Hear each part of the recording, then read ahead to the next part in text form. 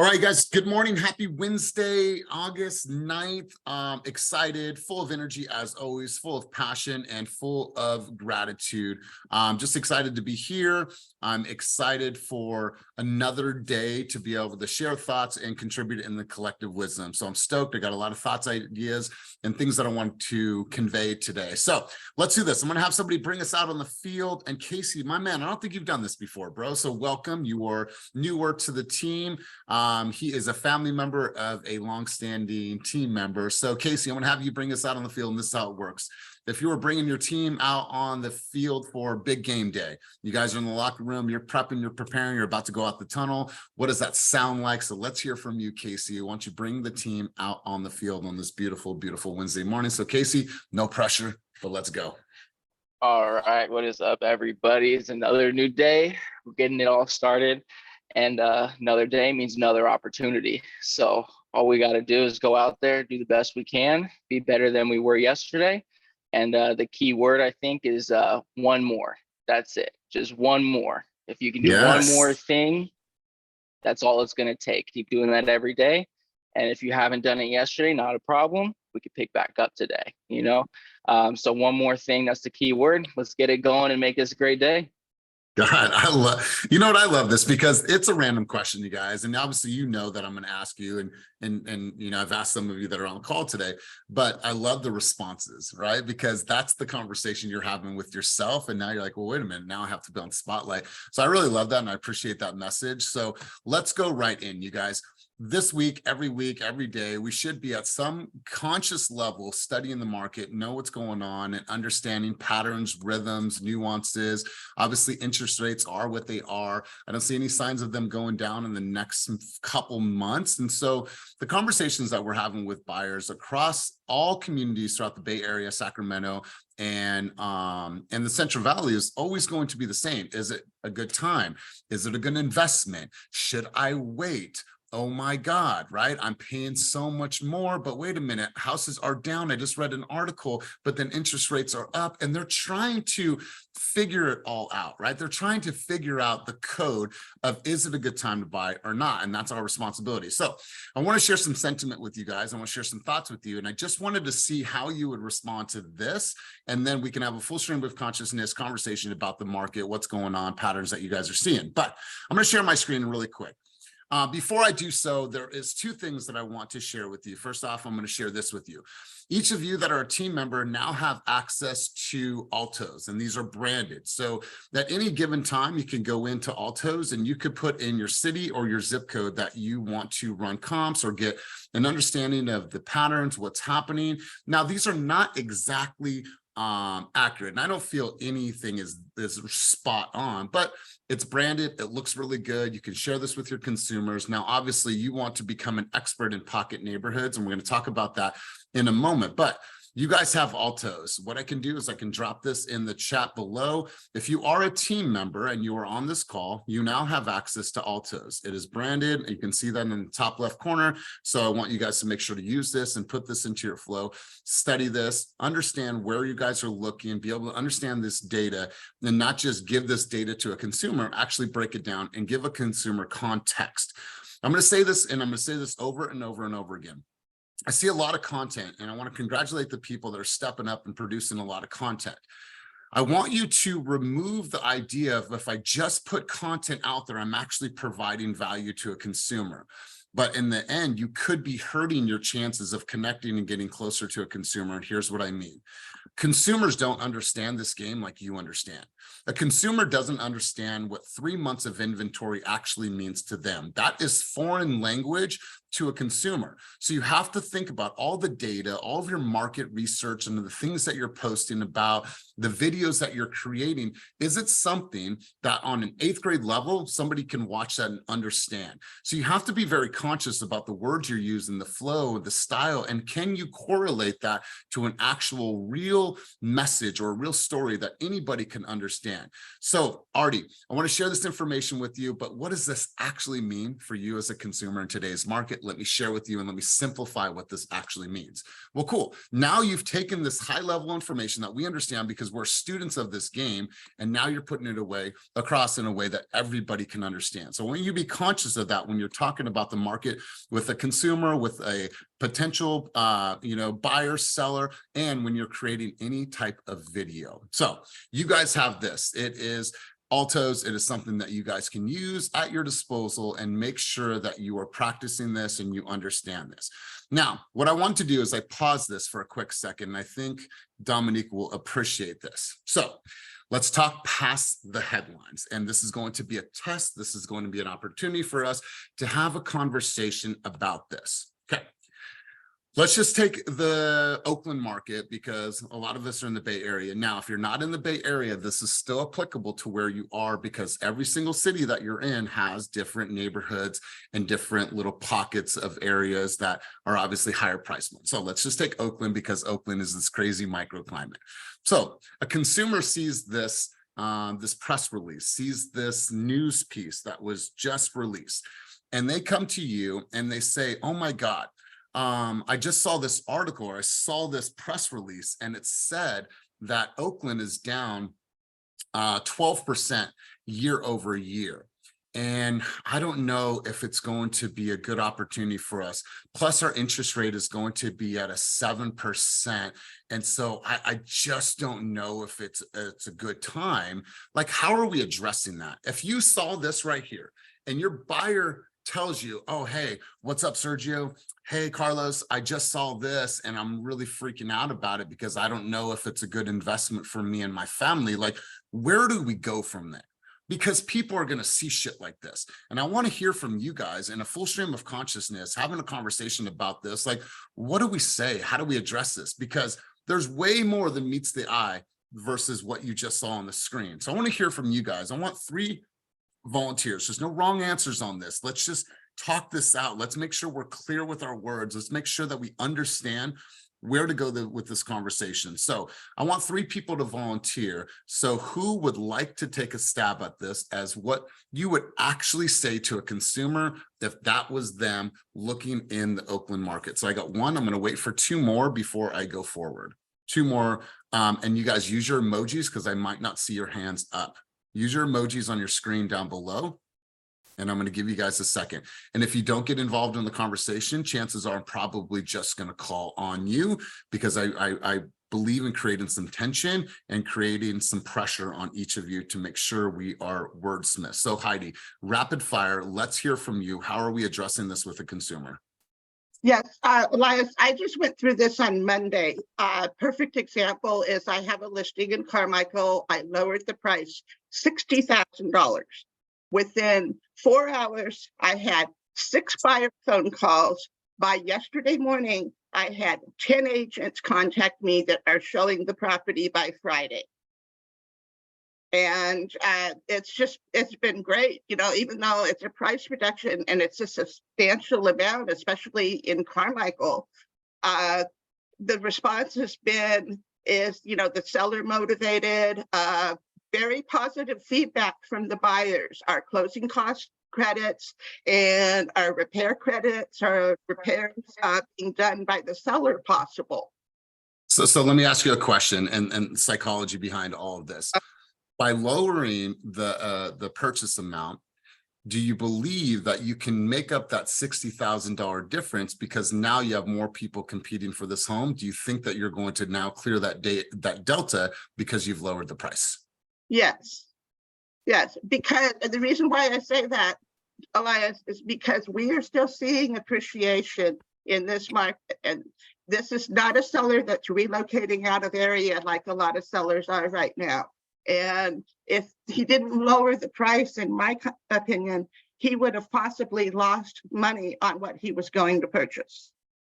Okay, cool. I love it. Really, really great. And For the people that don't know Heidi, she serves the Sacramento market. And so this is good because we're all tapping in from different areas. But I want you guys to think about this, a couple things to think about. I want you guys to think about a buyer's discernment right now. A buyer's discernment is they have to understand that there's different factors that are coming into play right now. If they're thinking about the next 5 years, you have to be very, very clear with them. And you have to understand, like, what are your plans? If you're planning on moving in 3 years when the kids graduate from high school and you want to go to San Diego, or you want to go somewhere else, you have to be the person that tells them this is not that type of investment. Maybe you guys purchase a condo versus a single family home because it's going to take you a few years to get into positive equity, give you a couple years to bring down that interest rate, so on and so forth. So you have to understand, like, what are their goals? And if they're looking at holding for a while, then it's probably going to be a good investment for them. But if they're looking at moving or being transient in the next couple of years, it's probably not going to be the best investment for them. So you got to really help them understand what the long-term picture is. I'll get to Artie in just a second. Ashley, let's come to you, and then we'll go right over to Artie. I need a couple other people to get involved in this conversation. Ashley, let's hear from you. Hey, good morning. So to your point, yeah, you definitely want to make sure you understand their goals. If it's a short term or a flip or they're investors, then, that's they probably have something reasonable to look at. But if this is a long-term investment, if this is their first home, this is their second home, if this is their forever home, they're going to stay there for 5 to 10 years. I want you guys to look at the chat. I just sent you something that I show every single borrower that has this objection, and I do it in my consults, and I can co-brand them if you want to show them to your clients as well. If you look at the purple, this is actual historical data. This is not my opinion. This is no one's opinion. This is historical data in any county I want. So this is specific to Alameda County. Tells you the median home price, and I make sure they know, like, this is all the homes included in like the Oakland Hills and all of those other places too. But the median home price, and then if you look at the purple, this is real historical data for appreciation. In the last 5 years, houses have appreciated 7%. And then I'll break out a calculator and I'll do the math and I'll say, okay, we're looking at this $700,000 house. What's 7% a year on that amount? It's like, what, $60,000? I don't have a calculator right now, but it's something like that per year. If you look at the last 10 years, if you look at the last 63 years, which includes 2008, and then I explain to them why this is not 2008, and all the details there. But even if you do include all of that chaos where the market dipped, it has always come back up and then some. And then I tell them about the projections, and the reason why the projections are that it continues to go up is because of the lack of inventory.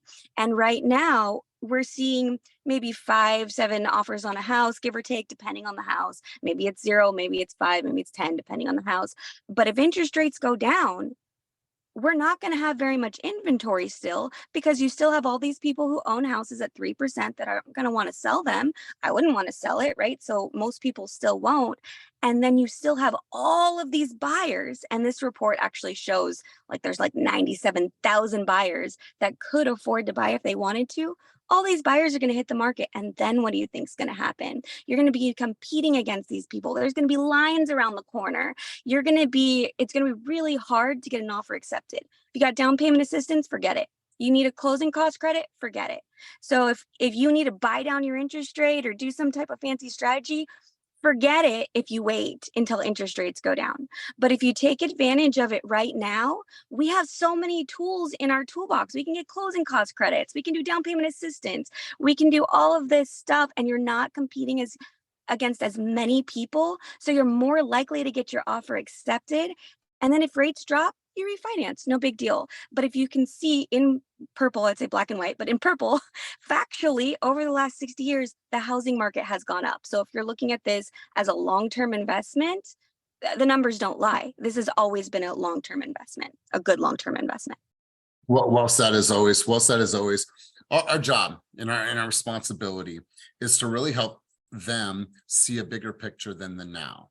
right? The now is the immediate. That's easy for everybody to see. There's fear, there's headlines, there's press, there's things that are on a collective, right? And we're going to go back to the Oakland stats here.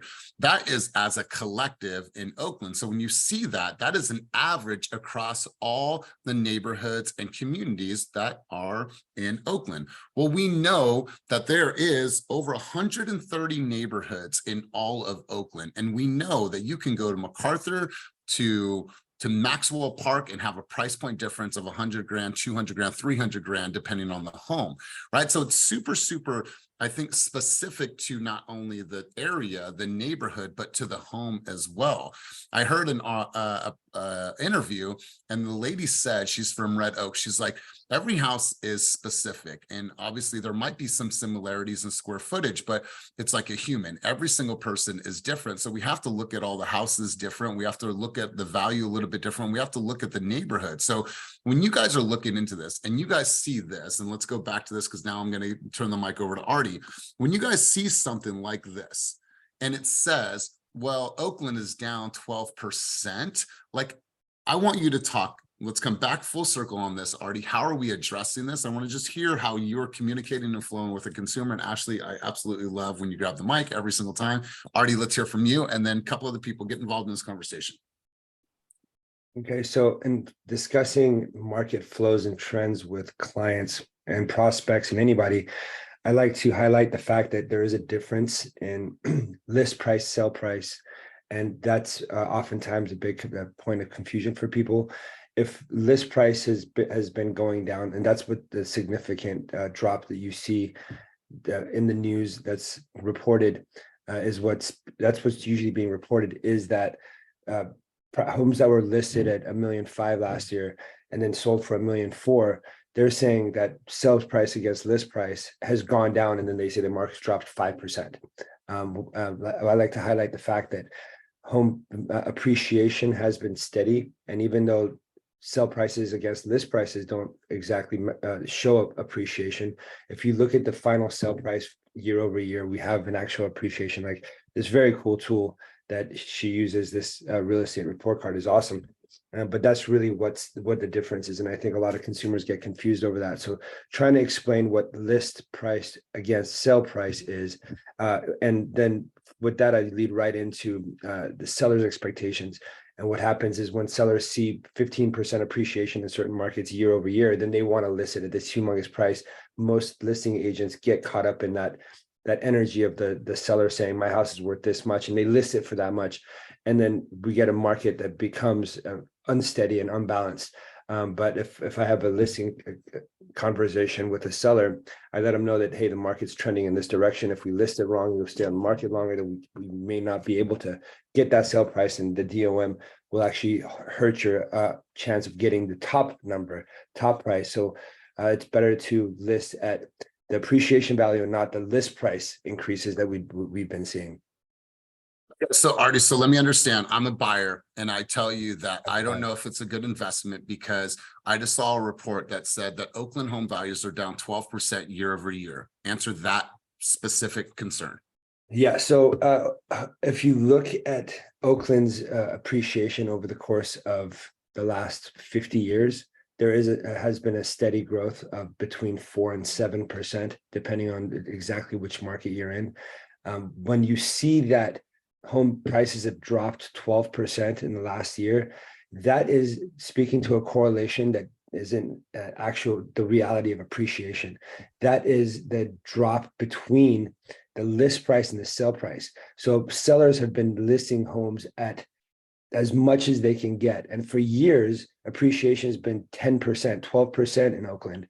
And so sellers are expecting to be able to get 12% more than the house next door got last year. But the reality is the market has slowed down. So them listing it at 12% when they could only really expect the traditional 4 to 7% means that they have that little gap. They listed for 12% over last year's prices when they should only be getting 4% over last year's prices. And when they don't sell it at that price and it drops down to the 4% appreciation instead of 12, then you get this number that there's a drop in home values, because they're saying it was listed at this much and sold at 10% less. When in reality, it wasn't a drop year over year. It was a drop from list price to sell price. I love it. I love it. Good stuff. Good answer. Let's go to Cortez. Cortez, you have your hand up, bro. What's your contribution? Let's hear from you. I was gonna say, so like with the prices dropping over a year, we just came out of a pandemic where interest rates was really, really low. And so with everyone being competitive, the prices were up. So values aren't necessarily dropping. We're just coming into a more regulated market, a more fair market where like you can maybe possibly get seller credits. And that's still neighborhood to neighborhood. I mean, some neighborhoods you're not getting seller credits right now at all. So it's just really good to know the data, but that's what I would say about why we're seeing values drop. It's not an actual value. If you go back to pre-pandemic years, we're still actually growing. I want you guys, and yeah, I totally agree. I want you guys to do me a favor while you're on the call or maybe right after the call.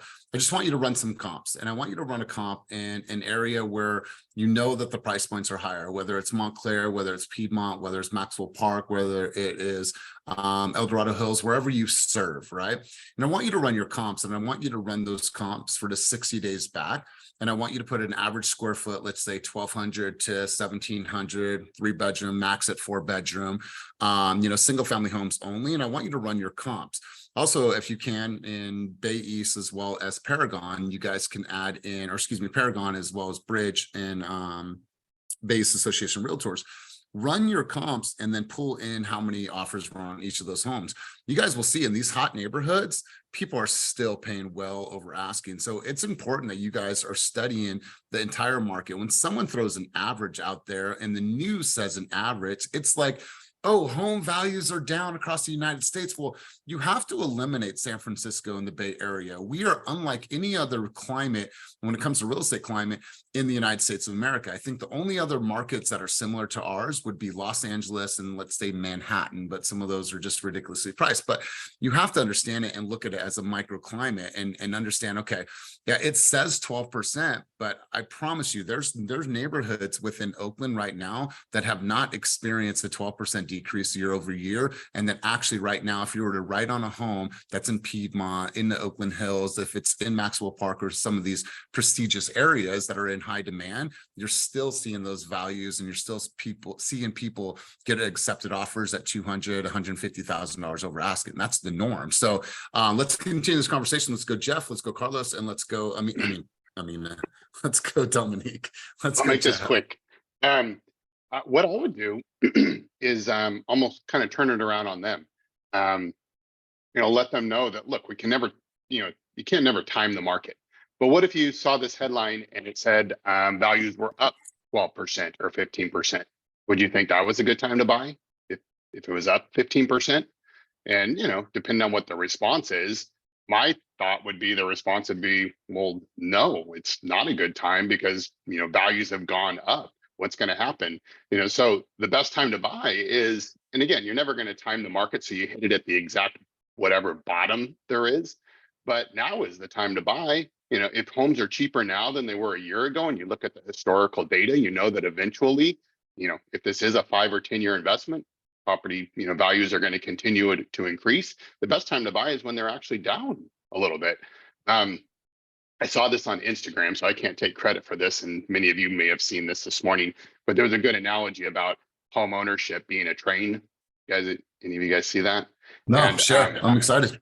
Yeah, it was a good analogy that home ownership is like a train, and it just is a matter of getting on that train. It doesn't matter necessarily if you get on at the front of the train where maybe the luxury suites are or penthouses, or you get on the back of the train, maybe a starter or fixer up or even a rental. The point is getting on that train, because that train is going to continue to pick up speed. And if you don't get on at some point, then it's going to get harder to get on that train. But once you get on and you're part of that, and you're on that train and values are increasing and picking up speed, then you have more options. And right now, maybe that train is slowing down just a little bit. It gives you that opportunity to get on. Yeah, I've never heard it put that way. And I use train analogies all the time. I absolutely love this. I love it. Let's go to Carlos, and then we're going to pass the mic over to Dominique and Jeff. I really appreciate your contributions. Let's go, Carlos. Let's hear from you. Yeah, so what I'm telling everybody is right now is a perfect opportunity to buy, right?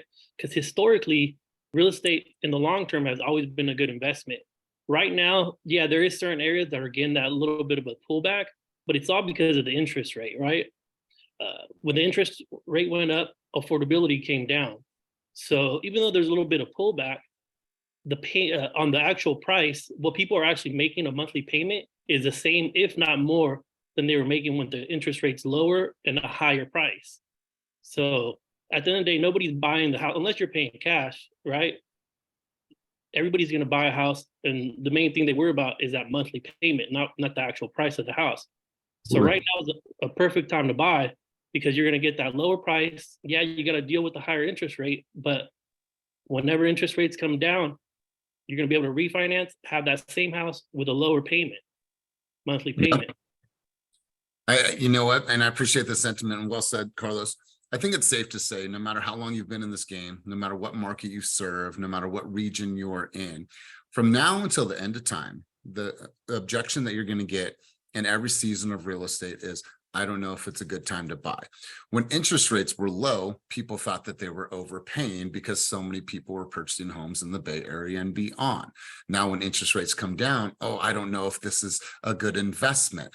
I don't want to purchase because of interest rates. So they're always going to have that same objection. Is now a good time for me to buy? And in their head, they're telling themselves all the reasons why it's not a good time to buy because of all the circumstances and all the noise. It's our responsibility to shut down the noise. And the way that we shut down the noise is we educate the consumer and we share with them, not just saying strike while the iron's hot or giving them some, some surface level. We really need to study this and understand. And that's why these sessions on Wednesdays, these are repetitive, because this is a continuous conversation and this is constantly getting in the gym and working this muscle. There should never be a time that someone tells you, even I don't care if it's an auntie, if it's that uncle, if it's that cousin, always said, oh yeah, real estate's not a good time to buy. Those interest rates, you always have. I'm going to go and see my friend today.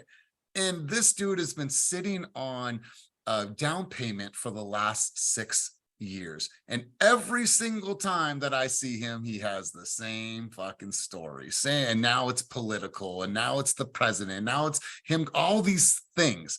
We're always going to have those people. It is our duty, it's our responsibility to make sure that we have an answer no matter what the case is. So Dominique, I'm going to hear from you. I'm going to have you lead the conversation for a moment. I'm going to step away, but let's hear Dominique. I would say I'm with Artie on this about the list price and sell price, because a lot of the times that's the data that they pull as a whole. And so a lot of times when I do my reports and in an appraisal report, you have to put in the different market data of that market. And one of the, well, we put in at least 7 graphs, and the graphs consist of sales price. So we have the median data for that. And then the sales per month. And then we usually have the competing days on the market graphs. And then we have list price, sell price graph. And so those are, and I think that's the main data that they pull. So I don't really look into that number as being, as like getting all frenzy about it, because a lot of the times anyways, the news is ran by the higher up. So a lot of it is to cause, frantic buyers and sellers and all the things. But then also too, the other thing is putting it back onto putting it back onto the buyer.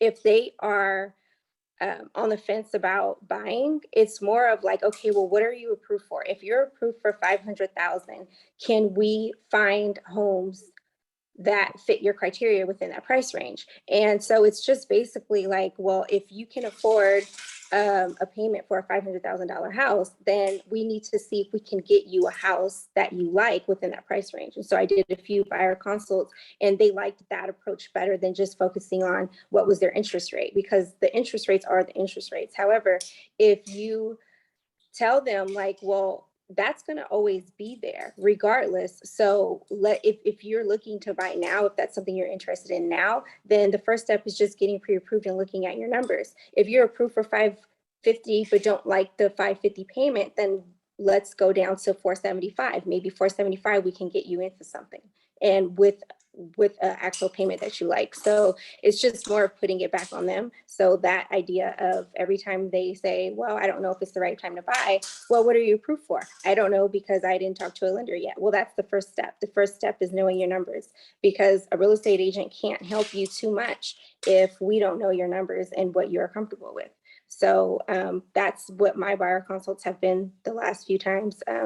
And it's actually worked because they understood that point better instead of focusing on. And then after that, I didn't hear them talk about interest rates. It was just more of like criteria, neighborhoods, what are certain neighborhoods going for, the highs and the lows, and are the lows more fixers and the highs more of like completely updated. So that turned into more of like, well, then what can I get in those neighborhoods for X amount of price? Yeah, well said. Well said. I love this. And Joel, and I'll come to you in just a moment. I want you guys to think about what has happened over the last few years. And it's not just, well, I mean, let's just talk since pandemic. Let's talk about this great migration. And for people in the Bay Area, let's talk about the great migration eastward. What I mean by that is think about over the last few years, the cities, the communities, the new developments that have emerged since pandemic. And think about the demographic of buyer that has came from the Bay Area and is now dispersing money eastward in places like Tracy, Lathrop, Manteca, Stockton, all these outlining places when 5 to 10 years ago, people were like, no way, no how. I'm going to move a city over, maybe 2 cities over. When you think about this great migration over the last couple of years, people are now open to moving a lot further out. And so if you, as an agent, are not understanding where the migration is happening, where people from Fremont, Newark, Hayward are moving to eastward, it's important for you guys to understand this great migration. And even if a consumer is no way, no how, at least share with them, take them on a tour, like, hey, we're going to go take a drive and we're going to go out to Tracy Hills. We're going to go out to Tracy. We're going to go to River Islands. We're going to go to Manteca to show them what the possibilities are. And what you find is that they're going to open their mind up to not only a bigger house at a lower payment with less competition, better schools. In some cases, it's just going to open up some new opportunities. So as we're entering challenging times and challenging markets, it's also a great opportunity to open the door to new possibilities. And sometimes they're completely closed to these ideas until you give them a tour of a beautiful place like River Islands. And I'm biased, obviously I live here, but you take them here, they're like, wait a minute, it's an hour and 10 minutes for me to get into, Hayward, so on and so forth, and open their eyes. So I think that that great migration has, started in pandemic, and it will still continue for the years to come, but you have to think about value and opportunities for them to grow. I think that there's some huge opportunities for consumers. So let's continue to open their mind as they're thinking about the possibilities. Let's go to Joellen. Joellen, let's hear from you. Always have great contributions. Let's hear from you. Take yourself off of mute and let's go.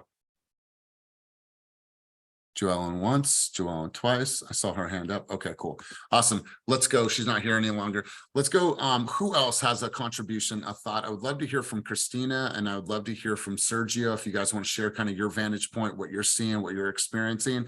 And then I see some people on the line that I'd like to call on. Kyle, Stephanie, Henry, I'd like to call on you guys after we hear from these two. So let's go Sergio first, and then we'll go back to Christina in a second. Good morning, everybody. Thank you, Elias. So we see and hear the same challenges on our end as lenders. Obviously, we try to educate as much as possible. We don't have access to comps and things like that, as much data as you do, but we definitely look at, what's happening in the market, talk about inflation, talk about rates. What I educate clients on is, if we rewind back 2-3 years when the frenzy was happening, and as some people mentioned, rates were low, everybody was overbidding and trying to get in. People were on their hands and knees praying for less competition, right? And less of this madness. So I remind people like, hey, remember we had that discussion. This is the time, this is the opportunity to be away from the herd and jump into the market, jump into the train, So that's it's more about, keeping it a little bit more simple and just saying, look, if there is an opportunity, forget what the rates are doing, just get your foot in the door, get in the market, and let's talk about things down the road. This is, we can only make a decision based on what's happening today, not what happened yesterday or what's going to happen tomorrow. We don't know for sure, but if the opportunity exists right now, let's just get in and take advantage of it. And just remember, if and when rates come down, we're going to probably see very similar, everybody's going to be off the fence at that point. You're going to be right in the herd with everybody else and fighting everybody else to get into the market. So that's kind of how I approach it. Sergio, is it safe to say, and if you can't show this number, you can't show this number, I understand, we'll move on. Is it safe to say that year over year, if you were to look at August numbers from last year for the entire year compared to this year to August, are pre-approvals up or down year over year? They're definitely down, I would say. I think we get a lot, still steady amount of like leads and consultations that we do initially, but the affordability is a lot lower. We are seeing a lot of pre-approval still go through, and people are just kind of, feeling the market out. Some are frustrated with the competition because of the low inventory.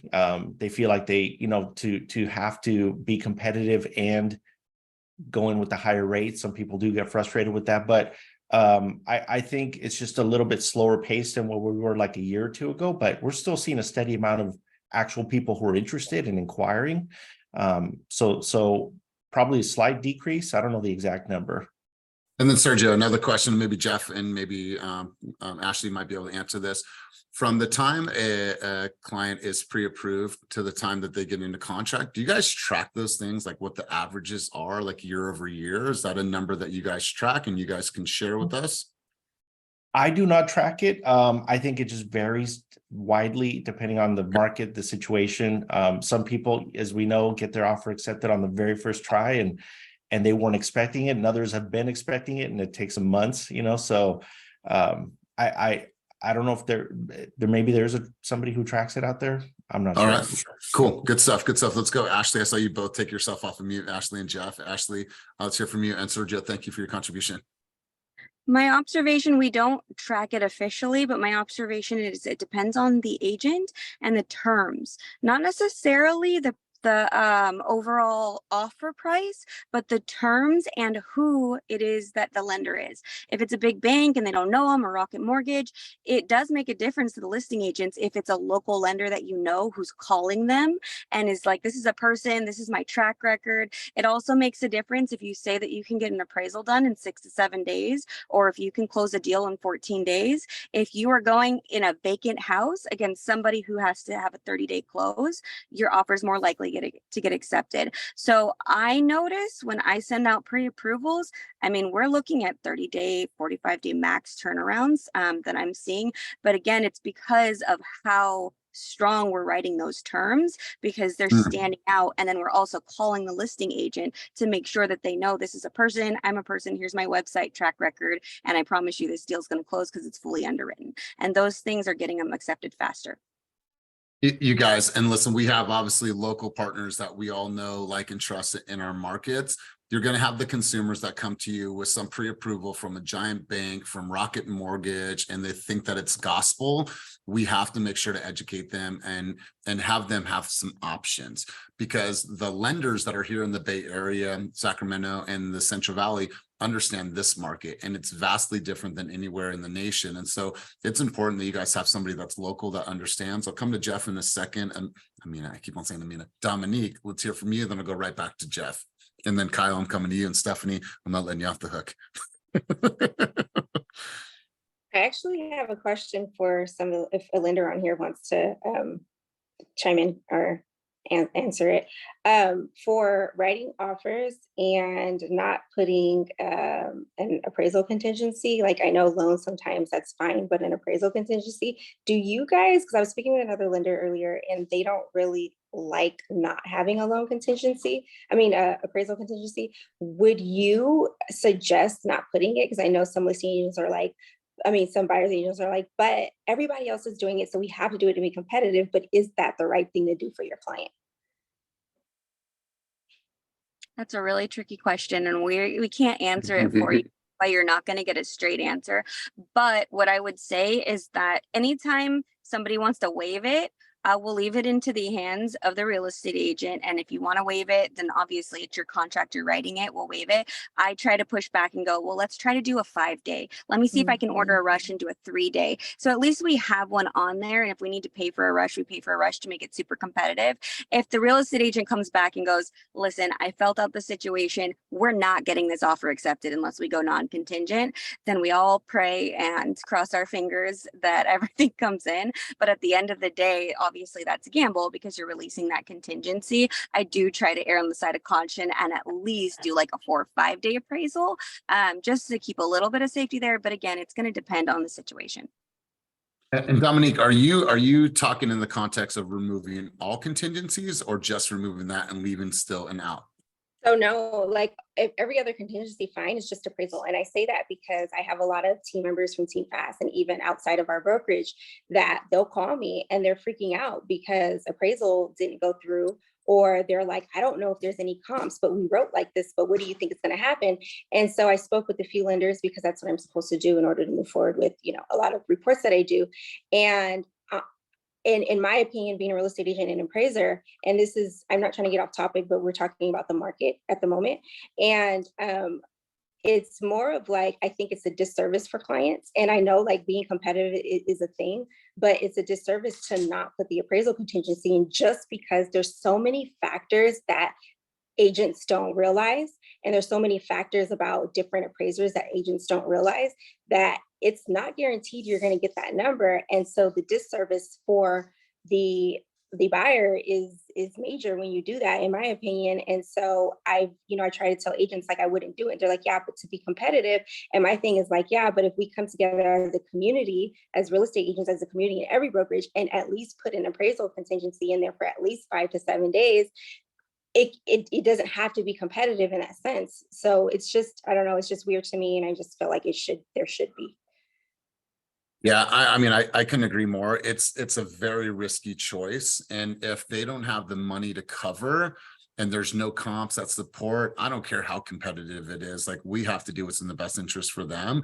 But we've had clients before that said, send it, right? I've wrote 20 offers, send it, non-contingent.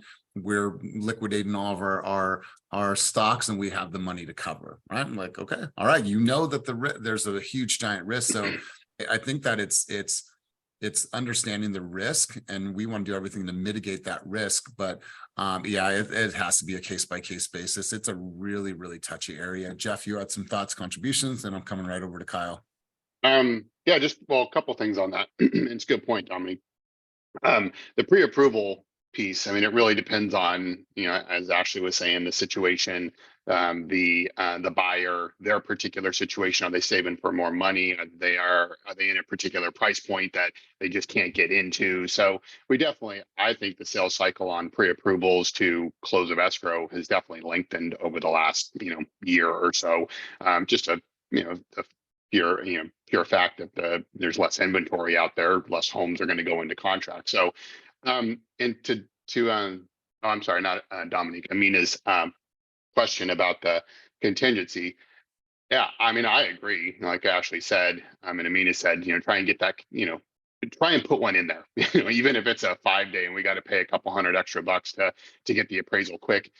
And I'm not saying to use this strategy, but I have seen agents use this strategy, and it is true. I mean, if you do have a loan contingency and no appraisal, if the appraisal comes in low, of course, the lender is going to use the lesser of the purchase price or the appraised value in order to underwrite the loan and look at the cash to close. And if the buyers end up in a situation where the appraisal comes in low, they don't have the means to make up that gap, then technically we can't approve the loan that they were applying for. So then you could fall back on the loan contingency piece because we can't give them a loan for a home that appraised for $30,000 less than the purchase price. So I'm not saying to take that, but that is a strategy in a one-off situation if you have to put in with no appraisal contingency. But it's kind of a loophole backdoor thing that, again, I wouldn't rely on, but it is technically there if that happens. If I'm a listing agent and I see that offer and I'm reviewing offers with my client, I'd be like, no, this is a bullshit offer. It's a bullshit offer because if it doesn't, then if you want to submit an offer like that and you're removing your appraisal contingency, then I would counter that and be like, I would ask for them to remove all contingencies because Yeah. they still have an out if they have their loan contingency. So I think I see people do that all the time. I get the strategy. I understand it on you know, on some levels, but I don't think it's a strong offer. I just don't. I just think it's like, Yeah. okay, yeah, we wrote $100,000 over asking. We removed our appraisal contingency. It's a good offer. Well, hold on a second. You still got an out with that loan. So I think it's a shaky deal. Shaky deal Yeah. on my part. Yeah. Personally. You're probably better off writing in, and you guys are the experts on this, but you know, elevators, or you know, in terms of, well, if it appraises at this value, you know, Yeah. we'll meet you halfway, or you know what, I don't know all the ins and outs of that, but you're probably better off writing something like that in some in terms of what the value ultimately comes in at. So. Totally love it. Appreciate your contribution and thank you for sparking such a great conversation, Dominique. Let's go to Kyle. Kyle, you are in the city, right? So you are in the, or no, you were in the city, right? I was in the city. I'm in Oakland now, but I All spent right, cool.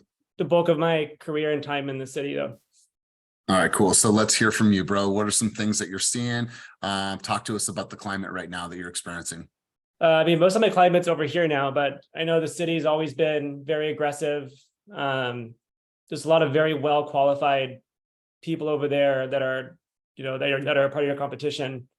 And, you know, if you're not preparing the clients to teach them what a clean offer means and what it means if they waive it and what the repercussions could be if they want to pursue that, you know, set yourself up for failure if it went south. But I always just really educated them. I said, like, you know, all the disclosures provide inspection reports. So if you're comfortable with that, which a lot of people are, they're comfortable waiving the inspection. Your competition is likely getting underwritten. And so it makes sense for you to get underwritten too. So you can have confidence waiving the loan contingency. And, you know, I really just gear the appraisals towards like the comps and what the average like variance of list to sell price was. And also how much money they have to bank to cover a low appraisal if that happened. But I give them all they need to know. And, you know, I try not to be the guy to pressure them one way or another. I just give them all the information they need to know, and then they can make that decision themselves. If they want to write that, then I just get it in writing that they want to do that and they know what it means, and that they're telling me to do that. Good, man. Love it. Smart. Stephanie, let's go over to you. Appreciate your contribution, Kyle. Stephanie, let's hear from you. I know that you are in the Central Valley, so let's hear from you. What are you seeing? What are you experiencing? What's the communication you're having with consumers right now about competition, writing over asking, or whatever you are seeing? So let's hear from you. Grab yourself off of mute, and let's hear from you as we wrap up the sesh. Okay, could you guys hear me? Yeah, loud and clear. Okay, well, for myself, I haven't had as much action, but the conversation I am having with people, and I have noticed inventory is slightly picking up. We're still in a seller's market, but what I tell people during consultation, it kind of varies on the location you guys are looking to buy in, the condition of the home, how desirable it is and whatnot. So if the home is something that's, you know, more than likely if it's staged, it's priced well, it looks well, then chances are you're probably going to have to be a little more competitive. Whereas if you're looking maybe lower down where it maybe needs some cosmetic work or it's not as desirable, the neighborhood, then that's when we could probably go ahead and try to negotiate for either credits, closing costs and whatnot. But I just always wrap it around. I need to try to gather as much info as possible. And that includes also speaking to the listing agent. So that's just the general conversation I have with people. Yeah, I totally love it and love where you're going with the conversation. Is there more, Dominique? I just saw the chat. I want to make sure I didn't miss something. And Stephanie, appreciate you. I was talking about Liz's comment when she said depends on if they have cushion to go over, but I'm just so basically I do a lot of refis. And so if the person is going up and we're saying, hey, you're buying in a high interest rate market right now, and you can refi later, right? I mean, I'm saying, and I don't know, Linda can answer this. So if they pay above what the house is worth and interest rates are going down, they want to refi, but then they don't, the value comes in lower than what they paid for. How does that work? or even if they want to take money out soon. I don't know. There's just a lot. If they made the difference up with their own cash, then it's based off the loan amount, so that's okay. So if they've got Okay. $100,000 in their back pocket and they decide, I have $100,000, I don't care if I throw this at that house, then that's not really going to affect it because the loan amount's going to be the same. We're only going to lend based off of what the house is worth. So the loan amount's going to be the loan amount. But yeah, if house prices went down, that's where it would affect them. If they bought high and the loan amount was high and then house prices did go down. But I don't think that will happen, especially with interest rates going down and more competition coming up. So hopefully they'll all go up and then everybody will be able to refinance. Hopefully, yeah. Okay. Hopefully. And I love her wheels are still turning, and I love this. So you guys, I think it's really important that we're taking this time. Like, if you're not bringing a lender in on your buyer's consultations, maybe you should start. If you're not doing a full buyer's consultation, you're absolutely missing a huge opportunity to educate the consumers, because the moment they speak with Casey, I want him to be able to say, I'm an advocate and I'm an educator. I have two roles here. I'm supposed to lead you through this process. And throughout this time, I also have to be a teacher. I'm going to teach you all the nuances and everything that you need to know about the market. So us can strategize on what we believe the best offer amount is going to be based on the conditions of the market. That's my responsibility and that's my duty. So throughout our time together, I'm going to educate you. We're going to slow down. I'm going to pull up numbers, but I'm also going to simplify that so you understand. And that way we can remove opinions from many decisions that we're moving. We're going to base it off of market facts. Does that make sense, Mr. Buyer? Wonderful. So let's go right in. This is about framework. From the moment you start to work with somebody, you're not a person that opens doors. Every single person out there can open a door. And if that's the person that they want, then they can go to Redfin.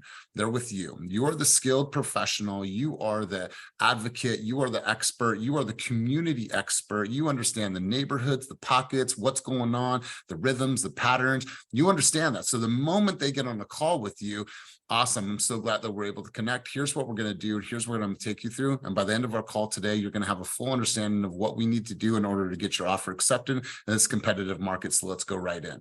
Literally, that is the verbiage that I would have, because why? It takes a position and a stance that you are that authoritative person, you are that teacher, that you are that leader, and that you are that advocate. And if you don't have that position of confidence when speaking to a consumer, it's because you're not studying enough. It's not that you're not a great person, you don't communicate well. It's just that you're not studying enough in rooms like this, or with your accountability homie, or with your lender. So when you get on the screen or when you get on a call with the consumer, you have so much depth in the way that you communicate with them that they're not like, oh, okay, cool. Can you show me the houses on Saturday? Sure. And then that's just it. No, there's so much more that goes into this. So I want to thank everybody for all your contributions at a very high level today. This was a really great session. I'm going to get a couple key takeaways from a few people. Let's go Kaleem. Kaleem, our celebrity on the call today. Kaleem, let me hear one key takeaway from our time together today. Let's hear from you. Kaleem going once, Kaleem going twice. So, good morning, everybody.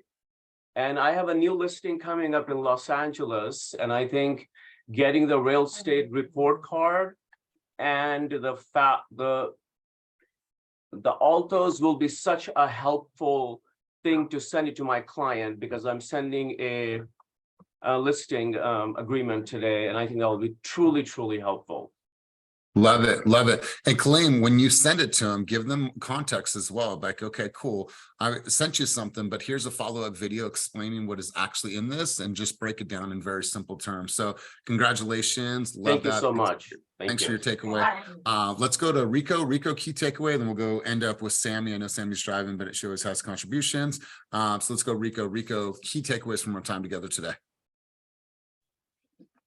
Yeah, my key takeaway is, like you're saying, not getting caught up in short-term opinions and understanding the long-term facts of home ownership and how that's always gonna appreciate over time. It's kind of like a wave, right? There's the same amount of water in the ocean. There's waves that go up and down, but at the end of the day, it's similar to the stock market when it comes to, like, there's volatility in things, but at the same time, you always, things are always eventually moving up and hitting that baseline. So just, I would say, getting people out of that reactionary kind of mindset where, like, the news is always trying to get a reaction out of people, whether it's excitement or whether it's despair. So being able to just dispel those myths is is our place as real estate advisors.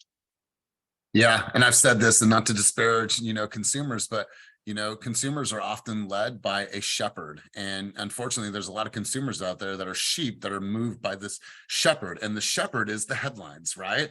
It's our responsibility to change that narrative. So Rico, really appreciate your contribution. Sammy, let's hear from you and so have you wrap up the session. Key takeaways before we head out.